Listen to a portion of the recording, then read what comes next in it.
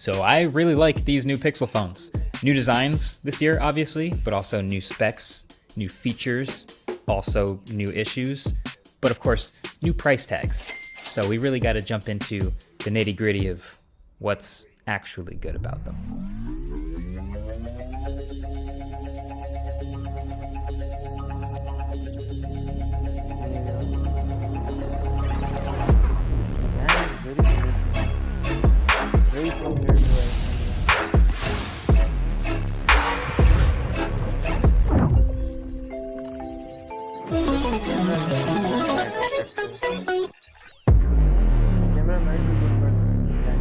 So we've been hoping for a real, complete flagship quality competitor from Google for a while now.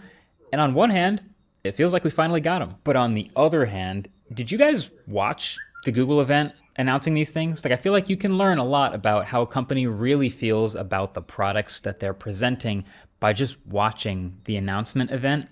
And these felt like a software showcase that just also happened to have some phones to go with it, which I guess is not insane when you know the history of Nexus and Pixel, but it did the opposite of give me confidence in these phones. But now I've been using these phones for 2 weeks straight, and I actually feel like I can tell you what's good or bad about them. So hardware is mostly what I'm talking about when I say these phones feel like flagships in a good way. Like, it would be easy to dismiss them as almost the same as last year, just squared up. But there are a lot of other little things too. Like, the screens are brighter at their max brightness, 2700 nits for the Pixel 9 and 3000 nits for the 9 Pros. And then the even bezels all the way around. That requires some extra consideration, wrapping the edges of the OLED panels under those corners. And there's a new ultrasonic fingerprint reader under here on all of them. Finally, it's way faster and more reliable than the disappointing optical ones from before. The only thing I wish, it's such a small thing, but I wish I could just unlock at any time when the display is completely off. Like, currently you have to have the always on display on, or hit the power button or be getting a notification, and then you can unlock with a quick touch. But like on Samsung phones, that spot on the display is always a hotspot no matter what. You can just unlock by touching there. So I kind of wish the Pixel would let me do that from a blank screen too. The haptics are really nice again, and the buttons are really clicky this year. But then of course the hardware is what's on the inside too. So that is the new Tensor G4 chip and a bunch of extra RAM. Now, the Tensor G4 isn't actually that much more powerful than last year's chip. In fact, you probably won't notice a difference for 99% of the stuff you do on the phone. But what's actually significant is a new NPU that's way more powerful and dedicated to AI tasks. And the way more RAM is also dedicated to AI tasks. I'm told a big portion of the RAM is literally reserved for AI stuff. So I will get to all that AI stuff in a minute, don't worry. But just in the world that we're living in, where the meta for a lot of these major new smartphones is, okay, minor new improvements here and there, but mainly just a bunch of new AI features and capabilities, I'm glad that the Pixel also got a bunch of meaningful feeling hardware stuff too. And then obviously, yes, you do have the squared off sides that I just know are supposed to fit in with the iPhones and Samsungs of the world. I've said it before, I like the look and feel. And that also applies to this new camera visor, which is less of a visor and I guess more of like a shelf island now. Kind of looks a bit weird in some renders, but you just kind of have to trust me. Seeing it in person, it's fire. I like it. Even if it will totally collect dust in just the same way as last year in the corners, it's nice. Oh, and I almost forgot, there is a new size. So you can have a Pro phone, but without it being an XL. Love the choice. I am a little worried that that one probably won't sell as well as the two extremes, but I'm glad we have the choice this year. Be happy about it before it gets discontinued. So anyway, it all sounds pretty good, but I do have a few gripes, which I'm allowed to. It's $1,000. So the size of the batteries is about the same as last year, 4,700 milliamp hours in the smaller sized ones, 5,000 milliamp hours in the big phone. And I've had pretty good battery life, like A- battery life with the XL. Consistently 5+ hours of screen on time, lots of heavy high brightness use, but they still don't charge that fast. Like the XL is maxing out at like 37 watts, and it's actually slightly slower on the smaller phones. Now I'm not saying you gotta go thermonuclear level Realme 320 watt fast charging, light your phone on fire, charging speeds, or anything like that. I'm just saying fast charging would be nice. 50, 60 watts, that's it. I feel like that's just not that insane, but would be significantly better for using the phone. Now, I also need to say Pixel 9 has matte sides with glossy back, but the Pixel 9 Pro has glossy sides with the matte back. We've seen the strategy before. I just think the matte sides look and feel so much better than the glossy, so I kind of wish you could get like a matte on matte look, but that's just me. And then one more thing, of course, these phones start at higher prices, or at least the base one starts at $799, but this is a $1,000 phone that starts at 128 gigs of storage. Thanks, Apple. I guess that's the standard now too, but it's 2024. I would have liked, 256 to start. So cameras have always been a big part of the Google phone experience, or at least they have for a while now. And on Pixel 9s, that's still true, but not in exactly the same way. So all across the board, the Pixel 9 and 9 Pro actually share the same primary camera and the same ultra wide. The Pros just get that extra telephoto, the 5x zoom, and the primary camera that they all share is basically the same as last year. The ultra wide is new, it's 48 megapixels instead of 12, but it bins down to 12. So look, shooting with these new cameras, it's great. It's a quick smartphone camera app. There's a bunch of easy to use modes. It's responsive, focus is quick. It's easy to get consistent, good pictures that process pretty quickly. What I mostly notice about these photos is they still look very processed to me. Like this is the Pixel look now these days with the last few generations. Just lots of HDR, lots of contrast, lots of dynamic range, also lots of sharpening. It's just not as natural of a look as we've seen in some others. It's more on the punchy side, which is honestly great for just sharing a photo on social media, but some may prefer a more neutral photo. The new selfie camera on the Pro actually feels like the biggest improvement as far as detail and color over the regular Pixel 9, which doesn't get this. But I'd say this is a pretty nice selfie camera, just so much dynamic range. But if you want to see and hear what video footage from the Pixel sounds like, I shot an entire video on the autofocus channel on the Pixel 9 Pro XL in 4K 30 with actually no external hardware. I didn't even plug in a mic. This is just the built-in mics. So yeah, just me holding a phone. If you don't zoom in at all, the videos look great. They're sharp, but obviously still very processed. And you can see it like prioritizing segmentation and like lighting on my face and shifting colors around. So I'll leave a link below if you want to watch that whole eSprinter review when it goes live. And you might as well subscribe over there while you're at it for other car videos. But this is all part of the Pixel experience. Just like they're still tuning these cameras. They may end up looking a little more natural in the future, even though it's been a generation. Like that's one of the things that you can get out of this phone. But also when they present these things, it's all about the features, the smarts, the crazy AI magic editor and all this AI stuff on these phones. There's a lot to the Pixel experience. So, Google makes Android. Google makes their own Android phone. Therefore, the Google Android phone should be the vessel for showing off the latest and greatest from Android, right? Android 15 preview just got shown off in February. It's coming out by the end of the year. These phones launch with Android 14. That's not a joke. All these Pixel 9s are running the second latest version of Android out the box.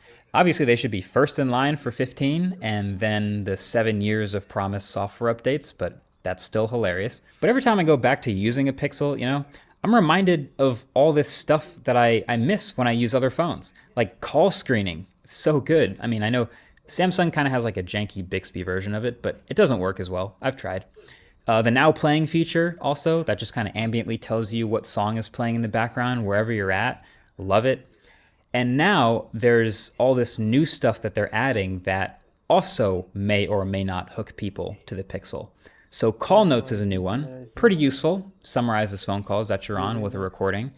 And the new Pixel weather app, originally I wasn't gonna give that much of a chance to it, but honestly, it's turned out to be just as good as basically any other Android weather app I've tried. So you can get to it by tapping the weather widget on the home screen, and it's got this really pretty UI where you can rearrange the big tiles and put the ones you care most about closer to the top. It doesn't let you change your weather source, but I'm already nitpicking at a level that only weather nerds will really care about. And they also threw in an updated panorama UI and the camera. And I don't know if anybody cares about this, but the temperature sensor in the Pros works on people now. I don't know if you caught that. And it gives these live temperature readings now as you move around an object, none of which is medical advice, by the way. I'm actually impressed by Google's commitment to this particularly useless app. Like Google, I know you get a lot of heat for killing things typically, but I give you permission to stop working on the thermometer app. I think you've done it. But there's one thing that, again, if you watched Google's event, that is really supposed to stand the pixel out from the rest of the world of smartphones. And that is because this is where Gemini lives. This is this deep, deep integration with Google's newest assistant here. Literally the boot up animation on this phone is the Google logo, and then it turns into the Gemini logo before it starts up. Like these are basically Gemini phones. So let's talk about it. So ignoring the fact that Google has this horrible habit of rebranding and renaming things in the most confusing way possible, it seems clear that Gemini is the thing we should be focusing on here. Like there's a lot of pressure on this little box to be as useful as possible. And it actually delivers. Like I have found Gemini to be very useful and also rapidly improving over the past couple weeks and gaining new capabilities, and it's very conversational, it remembers context, it gets questions correct most of the time. It's good. I clearly need to do an updated assistant battle because the last one I did was with Google Assistant, not Gemini. But see, that's the weird thing. Google introduced this huge new Gemini assistant to everyone, but also Google Assistant still exists alongside Gemini on these phones too. Like it's two different assistants. Matter of fact, for a little while, Google Assistant was actually better than Gemini at a lot of things for what regular people were doing with it, because Gemini couldn't set timers, it couldn't get directions to places, it couldn't do basic home controls. And so Google Assistant would be the thing that it would fall back on and that people would continue to use. It was confusing. Even now, on the Pixel 9, you can hold down the power button or swipe up from the corner to get to Gemini, but the permanent Pixel home screen widget on everyone's phone, if you tap that microphone, that's the old Google Assistant. But today, now, Gemini can actually set timers and alarms, and it can listen and tell you what song is playing in the background when it couldn't before, and it can do home controls like changing my Nest thermostat temperature and turning smart lights on. But for some weird reason, when it's doing all of these new capabilities, it's showing me a little Google Assistant logo in the corner, as if to tell me, like, okay, it works and we have this new capability, but Gemini is doing this through the old Google Assistant, which, why even tell me that? Just do the thing. So anyway, then also in the settings, you'll be able to have these Gemini extensions, which when you enable them, will let Gemini see more into your actual life, like through other apps like Google Docs and Drive and your calendar. And to me, that's really where it becomes the most useful. Like I start asking it to find emails for me and tell me the traffic to my next calendar event and things like that. That is just like talking to a normal person, and it's super useful. But then Gemini Live gets into this slightly less comfortable sometimes, but also sometimes very useful, fully conversational mode with Gemini. So you just open it like this, and it's full screen. So, okay, I've got this wasp nest. Guys, you tell me in the comment box that which one you like, Gemini or Google Assistant. You just tell me in the comment box. Okay? In my studio, and I need to get rid of it. What do I do? Wasps are pretty aggressive, so getting rid of the nest safely is the priority. Do you know what kind of wasps are in the nest? That will help me figure out the best way to help you remove it. I have no idea, but they're all really active all the time. Okay, that makes sense. To start, it's best to try and figure out what kind of wasps you're dealing with. Are they yellow and black with a narrow waist? If so, they're probably yellow jackets. Or are they more brown or gray with a wider waist? Those would be paper wasps. You know what? I don't want to get that close to them. How about I just find pest control nearby? Can you do that? Okay. So this is all at the mercy of your internet connection and it not hallucinating and getting everything right. But when it does, it's actually it can be super useful, especially when you have like a bunch of follow-up questions about something and you want to just keep going. Then it's less of a bunch of typing Google and just talking to it. It's fine. So I do think Gemini is actually really good at this point. I will plan on doing a comparison to the new Siri, of course, probably ChatGPT, and probably some others in some updated assistant battle. Feel free to get subscribed if you want to see that when it comes out. But as of right now, yeah, I'm a fan of what what Gemini is doing. But the thing is, you can do any of this with Gemini on any Android phone. Matter of fact, Google literally demoed Gemini with the Galaxy S24 Ultra at their own event. Like, they didn't even try to hide it. So if that's not unique to Pixel and it's basically the Gemini phone, like, what's the point of all this new NPU power with the Tensor G4 and all this extra RAM dedicated to AI tasks? What exactly is that good for? Well, there are a bunch of other AI tasks. So here's how I want to go through these. There's a bunch of new AI features on the Pixel 9s, and I want to just sort of divide them into useful, meh, and gimmicks. Based on my own experience with them, I'm putting them through their paces, and I have some thoughts. So some of them are really good and add to the Pixel experience, and others, not that great, kind of overrated. So under useful, I'm putting Gemini, of course, just the assistant overall. It's quick, it gets things right, fine. Then I have Call Notes, Video Boost, and Add Me. So Video Boost actually seems to make a surprising difference at how good the video quality comes out of a Pixel and what you can get out of these. Call Notes is convenient because if you have the guts to turn it on a phone call, it can record everything, ingest it all, transcribe it, summarize it, and give you that after the phone call, which is, it's just useful. And then Add Me. Add Me. Add Me is interesting. It's good. It works pretty well. I'm not sure if people are going to actually use it or if they're going to like try it once and then forget about it and go back to taking selfies, but it does what it's supposed to. It's right there next to the portrait mode. It's easy to access in the camera. And so if you need to take a group shot and you actually have no one to take it for you, this feature is genuinely useful. It just combines two pictures and boom, everyone's now in the photo. In case you were wondering, yes, you can do Add Me with yourself. And yes, if you pixel peep, you can tell that it's not perfect every single time. There are fuzzy edges. Like, it's clearly using the base frame from the first photo and then compositing in the last person. But in general, like, the fact that Google has leaned this far in and created a genuinely useful feature out of thin air by just abandoning reality in the Pixel camera app, I guess, yeah, you got to give them credit. It's just, will people actually know to use this, or will they just go back to taking like a selfie with everyone behind them so they get everyone in the shot? I don't know. Only time will tell. So then there's meh. There's like the okay stuff. So I have the new weather summaries in the new weather app. They're AI generated. So right at the top of the app there, it gives you some text to describe the day for you, so you don't have to look at all those confusing numbers underneath. Honestly, it's actually kind of useful sometimes. But is this really AI? Like, maybe the sentence structure is coming from an LLM or something? I don't know. Whatever. It's fine.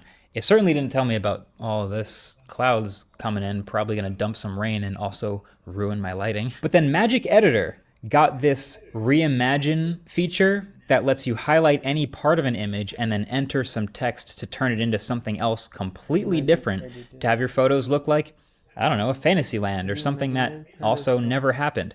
It does outright refuse to do some of my more dramatic edits. Like, it doesn't seem to want to reimagine people ever, but it'll happily add objects to the background or change the setting entirely if you're into that.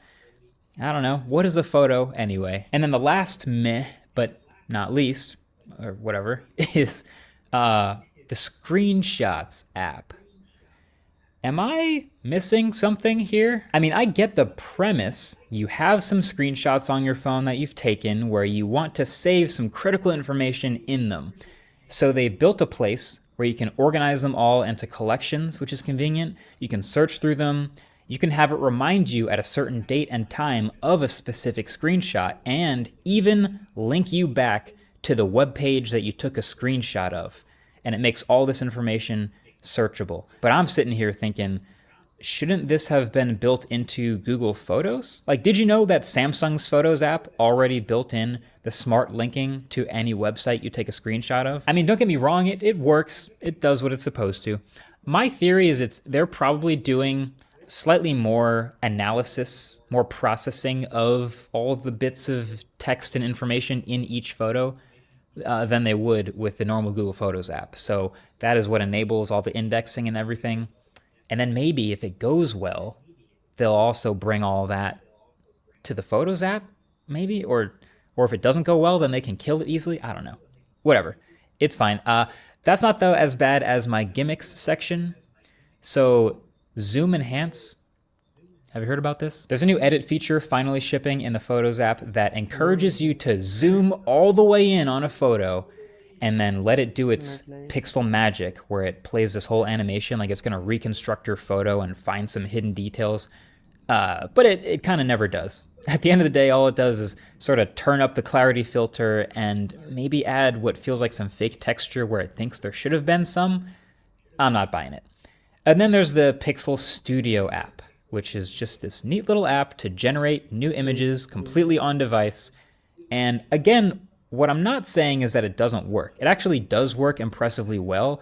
In like 3 seconds on device, it can generate whatever you want. It's just that I guess I don't really see a real genuine use for this other than just messing around, which, hey, honestly, that's fine too. If you just want to mess around and make a meatball sub with legs, then you got it. Knock yourself out. So, before it starts pouring rain, the meta with new smartphones in 2024 is, slight improvements across the board, but then also some splashy new AI features that are only available on the newest one because the new chip and the new neural cores, and it's just special for that reason. So that's what's happening. And if you want, you could easily throw these new Pixels into that camp. But the reason you'd buy this phone is really just the same as ever for a Pixel. It's the smartest smartphone in the room, and it's now also in a piece of kind of nice hardware that's a pleasure to hold and use. Yeah, and then there's a bunch of AI stuff on top that you can try and either take it or leave it. It's kind of just up to you if you want to get a bunch of use out of that stuff or literally never touch it at all. I'm curious if you leave a comment down below what sort of stuff you think you would use or buy the phone to use, or which stuff you don't think's that useful at all. At the end of the day, we'll have to see how it ages, but I'm thinking Pixel 9 and 9 Pro is some of their finest work yet. Also, shout out to Anchor for sponsoring this video. Their new Anchor Prime lineup is their most advanced. Okay, so guys, as we are done with the video, you tell me in the comment box, have you liked this phone? I have liked its hardware. Its hardware is very nice. I liked it very much. Man, what I'm saying, I don't know. Okay, so friends, as we are done with the video, you tell me in the comment box, have you liked the phone? And also, if you have any suggestions for me, you just tell me in the comment box. And please like my video and subscribe to my channel as well. I'll see you in next video. Till then, you can see this video as well. Yeah.